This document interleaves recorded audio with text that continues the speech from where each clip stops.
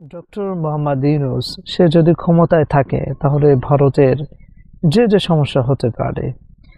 প্রথমে আমি আমার এই আজকের আলোচনাটাকে আমি প্রথমত যে বিষয়টা দিয়ে শুরু করব সেটি হচ্ছে যে মাওলানা ভাসানী তিনি বলেছেন যে যখন ইন্ডিয়ার দাদাবাবু যারা আছে তারা যখন তোমাদের প্রশংসা করবে তখন বুঝতে হবে যে তোমরা ঠিক পথে নেই, তোমরা তাদের চাটুকারি করছো, তাদের গোলামি করছো এবং তাদের যে স্বার্থ সেটাকে তোমরা প্রতিফলন ঘটাচ্ছ, এটা তোমরা মনে করবে। সো সেই কথাটার সাথে আমরা যদি একটু গত 16 বছর দেখি তাহলে সেটা মিলে যাবে যে ভারত গত 16 বছরে বাংলাদেশের বিরুদ্ধে একটাও সমালোচনা করে নেই, বরং এমন কোনো প্রশংসা নেই যেটা বাংলাদেশের ব্যাপারে করে নেয়। সেটা সব থেকে বড় প্রমাণ হচ্ছে রিপাবলিক বাংলা। রিপাবলিক বাংলাকে আমরা কখন চিনেছি? যখন শেখ হাসিনা চলে গিয়েছে, যখন ডক্টর মোহাম্মদ ইউনূস ক্ষমতায় এসেছে, তখনই আমরা জানতে পেরেছি যে রিপাবলিক বাংলার নামে একটা চ্যানেল আছে। সো আমরা যদি সেই মাওলানা ভাসানীর বক্তব্যটাকে একটু পরীক্ষা করি তাহলে দেখব যে প্রশংসাকালীন সময়ে বাংলাদেশ ঠিক নেই গত 16 বছরে। এরপর আসি, এখন কি আমাদের প্রশংসা করা হচ্ছে? না, ভারতের এমন কোনো মিডিয়া নেই, আনন্দবাজার পত্রিকা শুরু করে তারপরে আরও যে সমস্ত পত্রিকা আছে, এনডিটিভি যেগুলো আছে, সবগুলো বাংলাদেশের ব্যাপারে এমন কোনো প্রোপাগান্ডা নেই যেগুলো করে নাই, সবগুলো করেছে। সো এই যে সমালোচনা, এই সমালোচনার দ্বারা আমরা বুঝতে পারছি যে আসলে বাংলাদেশ এটি সঠিক গতিতে এগিয়ে যাচ্ছে এবং সঠিক গতিতে আরও এগিয়ে যাবে যদি ডক্টর মোহাম্মদ ইউনূস ক্ষমতায় থাকে। দ্বিতীয় কথা হচ্ছে যে ভারতের সেনাপ্রধান উনি একটা বক্তব্য বলেছেন যে আমরা বর্তমান যিনি ইন্টারিম গভর্নমেন্ট আছে ওনার সাথে আমরা কোনো প্রকারের কমিউনিকেট করব না, যদি নির্বাচিত যে সরকার আসবে তার সাথে আমরা কথা বলবো।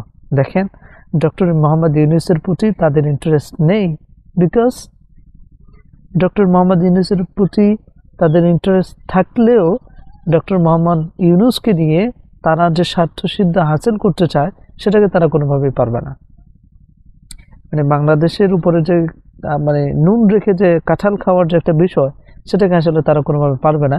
এই জন্য আসলে ডক্টর মোহাম্মদ ইউনূসের সাথে তারা কোনোভাবেই রিলেশন বেটার করতে চায় না, ডেভেলপ করতে চায় না, এবং তারা চায় নির্বাচিত যিনি সরকার হবে তার সাথে তারা কথা বলবেন। এবং এই যে একটা মেওয়া ঝুলিয়ে দেওয়া হয়েছে নির্বাচিত সরকার যিনি আসবেন বিএনপির উপরে, এবং তারা সেই মেওয়া পেয়ে লাফাচ্ছে, এটা হচ্ছে কথা। সো সর্বশেষ বলবো যে ডক্টর মোহাম্মদ ইউনূস তিনি যদি বাংলাদেশে থাকে, যদিও মিডিয়া আমাদেরকে দেখাচ্ছে যে বিভিন্ন অপরাধ হচ্ছে, এই হচ্ছে সেই হচ্ছে, বুঝতে হবে যে গত 16 বছরে মিডিয়াকে কেউ ডমিনেট করেছিল, যার কারণে সঠিক যে সমস্যাগুলো সেগুলো সমাজে আসে নাই। কিন্তু এখন তো গণমাধ্যম এগুলো তো স্বাধীন, যার কারণে দেখা যায় যে গত 16 বছরের থেকে এই সময় এসে কম অপরাধ হচ্ছে, কিন্তু মিডিয়া স্বাধীন হওয়ার কারণে এগুলো আসছে সংবাদ মাধ্যমে, কিন্তু গত 16 বছরে এর থেকে বেশি হয়েছে। কিন্তু মিডিয়াকে যেহেতু শেখ হাসিনা ডমিনেট করতো, যার কারণে এগুলো সামনে আসছে না। সুতরাং এটাকে বেশি অপরাধ বললে এটা বলবো হ্যাঁ, কিছু কিছু জায়গায় বেশি হয়েছে, যেমন অনেক রেপের ঘটনা ঘটেছে যেগুলো অবশ্যই নিন্দনীয়, সেটা আমি অবশ্যই বলবো। এবং অনেকগুলো আছে যে systematically some people creating in Bangladesh, এটা আপনাকে অবশ্যই মানতে হবে। সো সর্বশেষ বলবো যে ডক্টর মোহাম্মদ ইউনূসের সাথে ভারত তাদের যে রিলেশন আছে এটাকে ডেভেলপ করতে চায় না, কারণ হচ্ছে যে ডেভেলপ করে আসলে তাদের যে ফায়দা, তাদের যে উদ্দেশ্য, সেটাকে আসলে তারা কোনোভাবেই হাসিল করতে পারবে না। সো আমরাও চাই যে বাংলাদেশ থেকে তারা কোনোভাবে অনৈতিকভাবে বাংলাদেশ থেকে কোনো প্রকারের স্বার্থ যেন তারা হাসিল না করতে পারে, সেজন্য ডক্টর মোহাম্মদ ইউনূসকে আমরা চাই। So okay, that's it. Thanks for watching this video and see you in the next video. Allah Hafiz.